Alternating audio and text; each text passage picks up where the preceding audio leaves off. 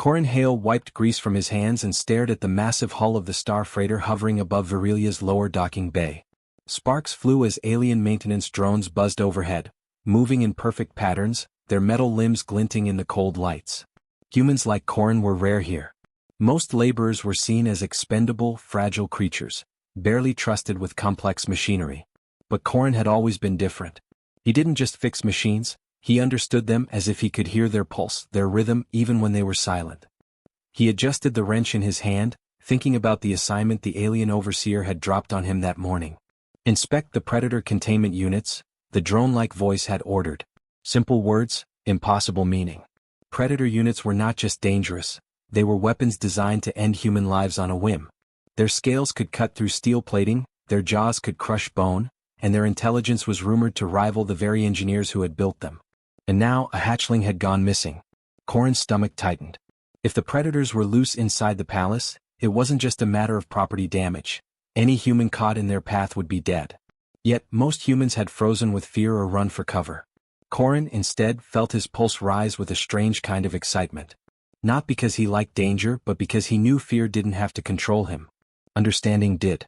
Patience did. Skill did.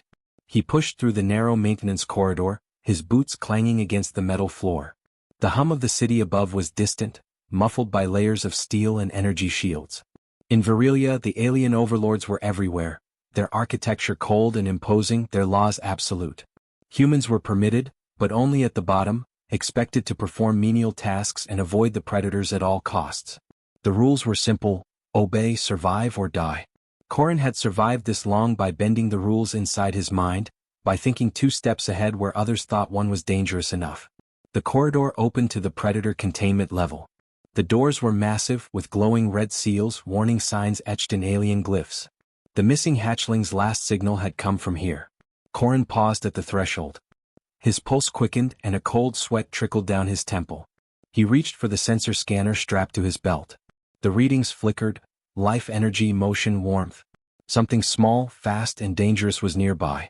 Easy, easy, he whispered to himself, though he wasn't sure if he meant it for him or the predator. Corin knelt, calibrating his scanner and the small resonance emitter he had built in secret. It was designed to emit low-frequency pulses that could mimic neural patterns in creatures with high intelligence, an experiment he'd never tested on anything alive. The hatchling would be smart, aggressive, and unpredictable. One wrong signal, one misstep, and he wouldn't just fail, he'd die. A low growl reverberated through the corridor. Corin froze, his breath shallow. The sound was soft but deliberate, like it was testing him, sizing him up. He stayed still, holding the emitter close, thinking quickly. Fear gnawed at him, but he forced it down. He had faced mechanical failures that could explode entire decks, and he had fixed engines with sparks flying around him. But this was alive. And alive in a way that expected him to fail. The growl grew louder, and then a shadow flickered across the wall. Corin's heart pounded, yet his mind raced. He remembered his old training, lessons from childhood, nights spent alone with engines and machines, observing how they responded to small signals, vibrations, adjustments. Could he apply the same patience, the same careful listening to a living predator? The idea seemed insane. Any other human would have run. But Corin stepped forward instead, careful, deliberate, slow. A pair of glowing amber eyes appeared from the shadows. The hatchling was small, no larger than a wolf, but its claws scraped sparks from the floor as it moved. Its gaze was intelligent, calculating, dangerous. It tilted its head, sniffing, evaluating him. Corin swallowed and activated the resonance emitter. The soft vibrations pulsed in rhythm with the creature's neural signature, just enough to make it pause without angering it. Seconds stretched like hours. The hatchling shifted, growled low in its throat, then circled him, testing, probing. Corin's palms were slick with sweat, but he kept his movements smooth and unthreatening. He spoke quietly, in tones he'd never imagined a human could use with such a creature. "I don't want to hurt you. I can help you." The predator's amber eyes locked on his face. It sniffed the air, claws scraping closer, then paused. Corin's chest tightened. He dared not breathe too loudly. He reached slowly into his tool belt, taking out a small piece of nutrient gel. He extended it toward the hatchling. The predator sniffed again, then with a sudden, sharp movement, took the gel from his hand. Corin exhaled softly, relief and tension colliding in his chest. He realized in that instant he wasn't just facing danger, he was standing at the threshold of something impossible. A human had never tamed a predator hatchling, and yet, here it was, hesitating, listening, learning. Corrin felt the weight of every expectation pressing against him. The fear of the other humans, the suspicion of the aliens, the impossibility of his task, but also the thrill of the challenge. Then a sudden shriek echoed from deeper inside the containment level. The hatchling stiffened, ears flattening. Something else was coming. Corrin's pulse spiked. Whatever it was, it wouldn't wait for introductions. He had a choice: flee like everyone else or step forward into the unknown, relying on skill, courage, and instinct. Corrin took a deep breath, gripping the emitter tightly, and whispered, "All right, let's see what you're made of." Behind the shadows he could hear it moving, fast, bigger, louder. The next encounter would test him in ways he could not yet imagine. Corrin's heart thumped as he stepped further into the predator containment level. The shadows seemed alive, twisting around the metal beams, hiding shapes that moved faster than his eyes could follow. The hatchling stayed close, amber eyes glowing, its low growl vibrating through the floor. Corrin's pulse raced, but his mind was clear. Panic had never helped him fix a failing engine. It wouldn't help him survive here. He scanned the corridor with his handheld sensor, watching the faint energy trails flicker on the screen. The readings were erratic. Another predator, larger than the hatchling, had entered the area. Its signature was sharp and dangerous, something the aliens would consider elite. Corrin swallowed hard. If that one attacked, there would be no warning. There would be no second chance. The hatchling hissed and darted toward a shadowy corner, claws scraping sparks from the metal floor. Corrin's instincts kicked in. He wasn't a soldier. He wasn't built for combat. He was a mechanic, a thinker, a problem solver. But these skills had saved his life countless times. He pulled the resonance emitter from his belt and switched it to a higher frequency, the vibrations matching the hatchling's rapid heartbeat. The predator froze mid-step, ears twitching, and turned its glowing eyes toward him. Corrin's hands trembled slightly, not from fear but from the rush of adrenaline. He spoke softly, words he didn't even know he could say. "I'm not your enemy. I can help you. Trust me." The hatchling growled again, but this time it didn't attack. It was testing him, measuring him, trying to decide if he was worth noticing, or worth killing. A sudden metallic clang echoed down the corridor. Corrin flinched. The hatchling leapt back into the shadows, tail whipping like a whip, claws leaving deep gouges in the floor. He pressed himself against the wall, barely breathing, as another figure emerged, a drone patrolling the corridor. It glided silently, but its sensors glowed red, scanning for unauthorized humans. Corrin had seconds to act. He reached for a spare energy cable, tossing it toward the drone. Sparks flew as the cable arced, short-circuiting its circuits temporarily. The drone shuddered, then fell sideways, its sensors flickering. The hatchling let out a startled yelp, claws scraping the walls, but Corrin didn't flinch. Instead, he used the brief distraction to step closer, keeping the emitter steady. The vibrations pulsed in rhythm with its nervous energy, and slowly, carefully, the hatchling's growls softened. It was working. Corrin's pulse raced, but his confidence grew. He had learned to read machines, to understand them down to their tiniest quirks. Maybe, just maybe, he could do the same with this creature. He lowered himself to the floor, spreading his hands in a gesture of non-threat. The hatchling watched him, tense, calculating. Corrin held his gaze, letting seconds stretch into minutes. The corridors echoed with the distant hum of machinery, the occasional groan of metal, and the faint skittering of claws. Then the hatchling lunged. Not at him, toward a hanging maintenance panel. Sparks flew, and the panel twisted dangerously close to falling. Corrin reacted instantly, grabbing a wrench and swinging it to stabilize the panel. His timing was perfect. The hatchling froze, sniffing him, then tilted its head. Corrin could see its chest rising and falling rapidly, fear, curiosity, maybe both. He offered a small piece of nutrient gel from his pack. The hatchling sniffed, then hesitated, then grabbed it delicately with its jaws. Corrin exhaled, a shiver running down his spine. He had made the first connection, the first breakthrough. But he knew it wasn't over. The larger predator's readings were getting closer. Its presence loomed like a storm ready to strike. He had to act fast. He scanned the corridor again, noting the structural beams, the energy conduits, the escape routes, or lack thereof. The hatchling had instincts, but he had strategy. Using his engineering knowledge, he started to manipulate the small control panels along the corridor, rerouting power and sending soft pulses through the floor. The vibrations were subtle, barely perceptible, but the hatchling responded, following his cues. Corrin smiled grimly. He was improvising, yes, but it worked. The creature was beginning to listen, not out of fear but out of recognition. He could feel it, a thread of trust forming between them. He had turned danger into dialogue, and it was exhilarating. Suddenly, a loud, metallic roar echoed through the containment level. The larger predator had arrived. Its footsteps shook the floor, claws scraping dangerously, and it let out a bone-chilling growl. The hatchling yelped and backed up toward Corin. He froze, adrenaline spiking, heart pounding. One misstep now and they could both be torn apart. Corin's mind raced. There was no time to run, no walls high enough to hide behind. But he had one thing they didn't: instinctive understanding. He flicked the emitter to the highest safe frequency and directed it at both predators. The vibrations hit a harmony they weren't expecting, forcing the hatchling to stand its ground and the larger predator to pause, its instincts confused.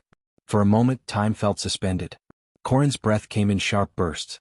He realized, with a surge of hope and fear mixed together, that maybe this wasn't just survival, it was the beginning of something extraordinary. He had reached the first real test. The hatchling was listening. He was alive. And the larger predator was watching. Corin gritted his teeth. He had no weapon, no army, no backup. But he had courage, skill, and a mind that refused to surrender. He took a careful step forward, eyes locked on the hatchling, heart pounding, and whispered, "Let's do this together." The corridor was silent, except for the hiss of energy and the rasp of claws. The next moment would define everything. Corin's heart was still racing when the metallic roar of the larger predator faded into the distance, but relief was fleeting. The hatchling remained tense, its ears flat, muscles coiled like springs. He had gained its attention, maybe even its curiosity, but trust was another matter. He knew instinct alone would not protect him. He needed strategy, ingenuity, and nerves of steel. A soft, mechanical chime echoed through the corridor. A holographic display projected from a nearby panel, showing the Empress's orders. She had decided the next test. The hatchling would be placed in the combat arena against trained alien soldiers. Humans weren't allowed inside. If it survived 10 minutes, it could be returned, but if it failed, the hatchling would be terminated. And Corin had to guide it from outside. He clenched his jaw. He had no experience commanding predators in battle. He had no military training, no weapons, no armor. Just his mind, his tools, and the bond he had begun to form. But he refused to cower. Humans had always overcome impossible odds by thinking differently, by daring where others froze. He would prove that again. The arena was vast, its walls reinforced with energy barriers. Alien spectators filled the stands, their eyes gleaming with expectation and disdain. To them, the hatchling was a weapon, and the human a curiosity at best, an object of amusement at worst. Corin knelt at a control console, setting up drones, each equipped with miniature resonance emitters tuned to the hatchling's neural frequency. His hands shook, not from fear but from the intensity of focus.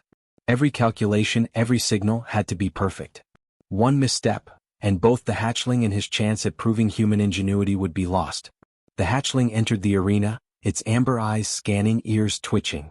Alien soldiers advanced, sleek and deadly, weapons humming with lethal energy. Corin activated the drones. A low-frequency pulse rippled through the arena, imperceptible to the aliens but unmistakable to the hatchling. It paused, tilting its head, hesitating to attack. Corin felt a spark of hope. Instinct was still there, but now it was guided by his influence. The first alien soldier lunged. The hatchling dodged with fluid, almost mechanical precision. Corin's pulse raced as he adjusted the drone signals in real time, sending subtle cues that the predator could read, guiding it through the chaos. Each dodge, each strike, each calculated movement came not from brute force but from intelligence, a dance of mind and instinct. The crowd gasped as the predator avoided attacks that would have felled even the most seasoned alien warrior. But then disaster struck. One of the drones malfunctioned, sparks flying. The hatchling hesitated, confused. An alien soldier pressed the attack, energy blade swinging. Corin's stomach dropped. He had seconds to act. He ripped a cable from the console, throwing it in a precise arc to short-circuit the malfunctioning drone. The sparks and electrical surge startled the predator, but it did not panic. It had learned to listen, to adapt. Corin breathed sharply, sweat dripping down his brow.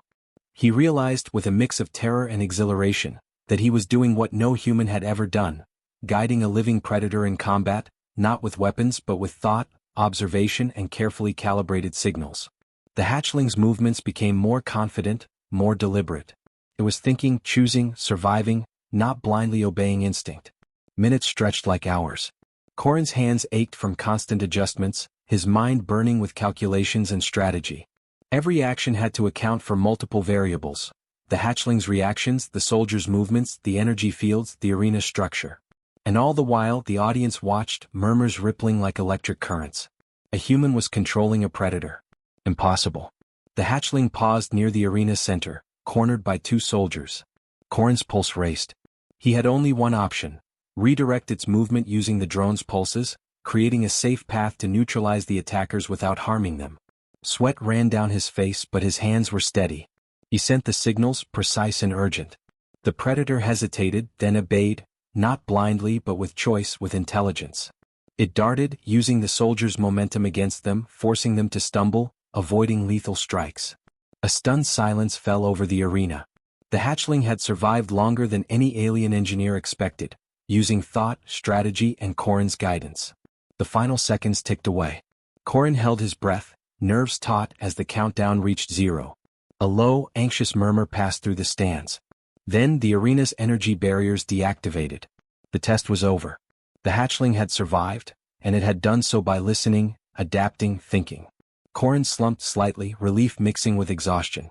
He had guided the predator with nothing but intellect, intuition, and courage. He had proved something fundamental: humans could do more than survive, they could shape the impossible. The crowd's astonishment was palpable. Even the alien engineers, the most cynical of the Empress's court, exchanged looks of disbelief. But the moment of triumph was short-lived. The hatchling skidded toward the exit, hesitant, ears flat, scanning for the next threat. Corrin realized, with a sudden pang of dread, that the true test wasn't over.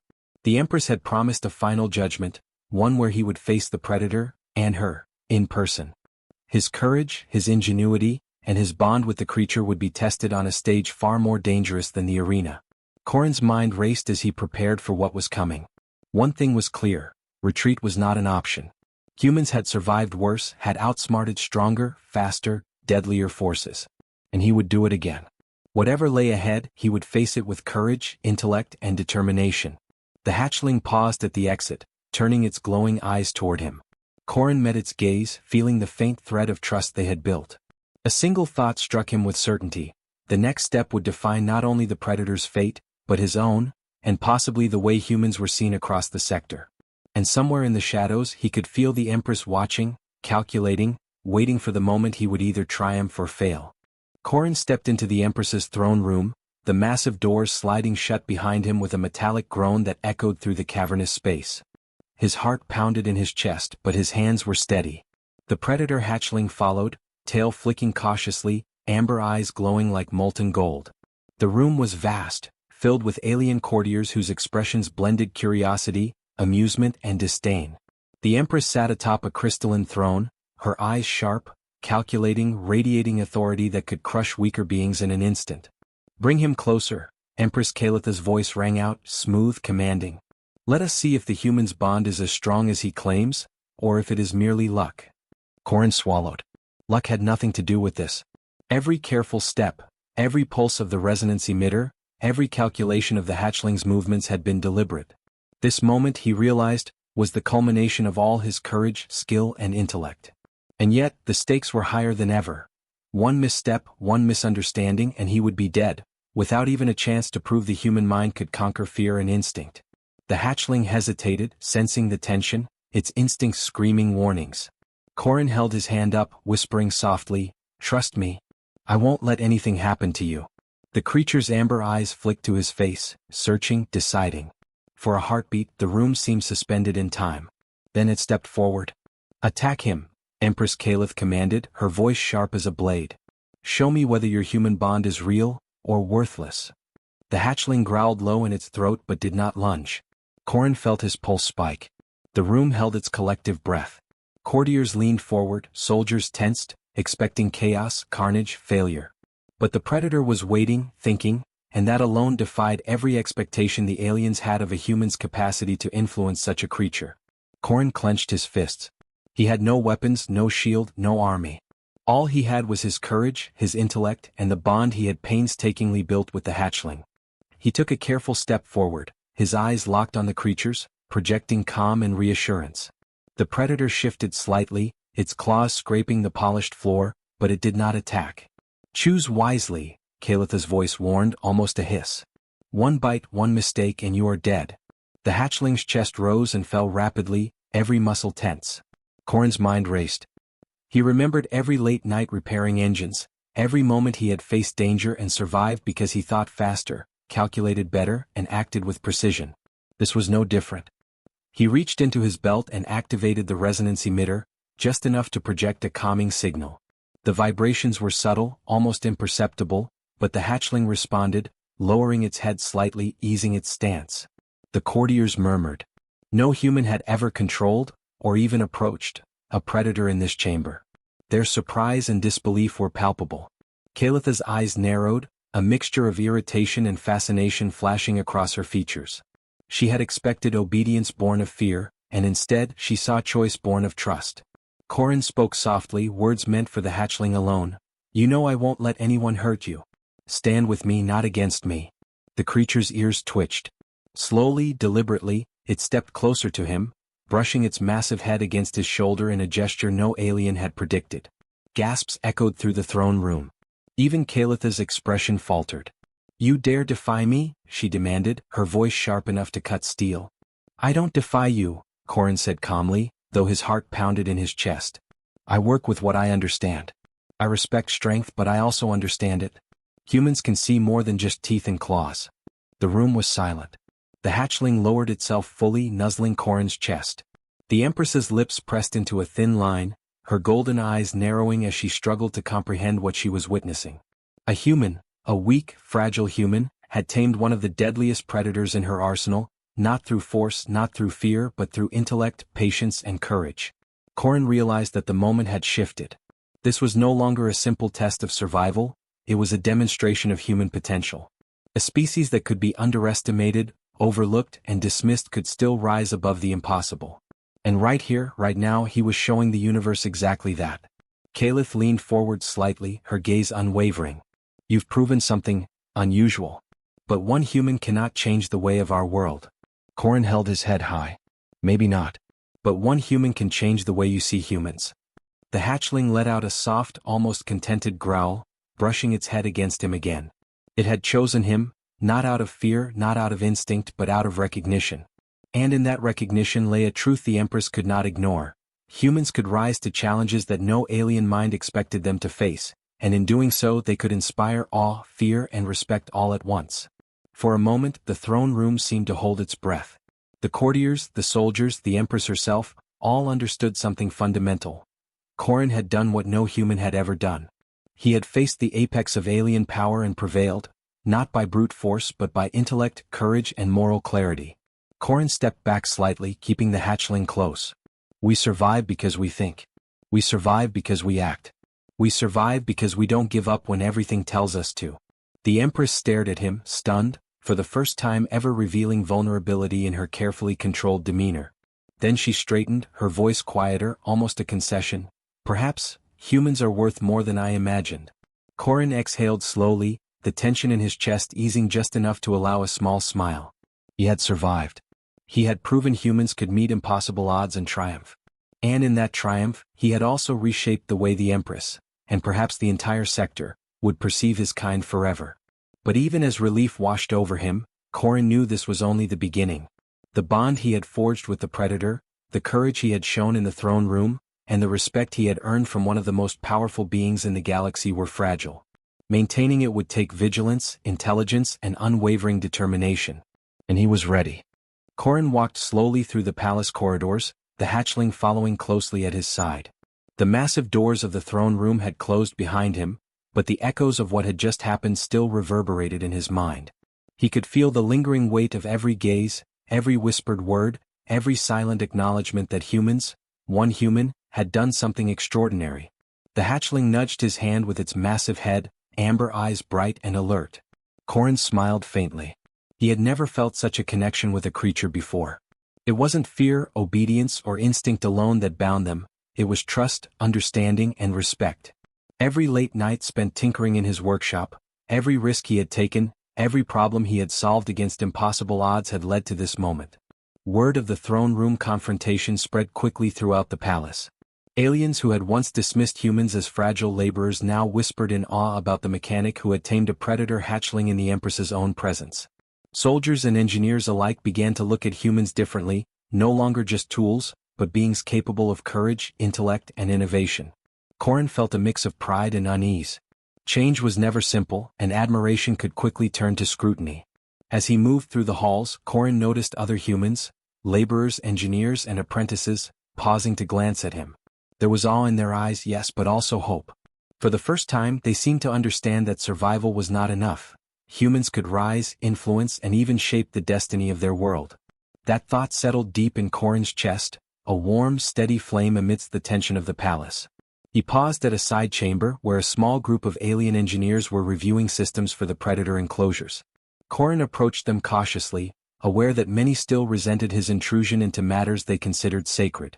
"The hatchling responds to guidance, not force," he said quietly, holding the emitter carefully. "It learns faster if you communicate through understanding and consistency." The lead engineer looked at him skeptically, but when Corrin demonstrated a simple adjustment, a soft pulse that mirrored the Predator's heartbeat, the hatchling reacted almost instantly, tilting its head, pausing, and then obeying the subtle guidance. A stunned silence followed. Even the aliens had to acknowledge that the human had insight they did not. Later, Corrin returned to the hatchling's enclosure, the creature following without hesitation. He knelt, letting it nuzzle against his shoulder. He felt its warmth, its trust, its recognition. "We've done something no one else could," he murmured. "And we'll keep proving it, together." The hatchling purred softly, a sound that vibrated deep in Corrin's chest. For a brief moment, the entire galaxy seemed to shrink to just this bond, just this shared understanding between human and predator. Empress Calith summoned him once more, not in threat, but in recognition. Her golden eyes regarded him steadily. "You have proven humans can achieve what we considered impossible," she said, her voice controlled but tinged with something unfamiliar, respect. "Perhaps I have underestimated your kind." Corrin nodded. "Humans survive by thinking, by adapting, by refusing to give up. That's how we rise." He did not bow, nor did he plead for favor. He simply stood, steady and unflinching. That confidence, that clarity of purpose, was a human strength she had not anticipated. Over the following weeks, the shift was palpable. Other humans were assigned tasks once thought too dangerous or complex for their species. They were allowed into areas previously restricted to alien engineers. They observed predators, managed energy systems, and solved mechanical problems that had stumped even the Empress's most advanced drones. Corrin's example had sparked something far larger than himself, a quiet revolution of capability and courage.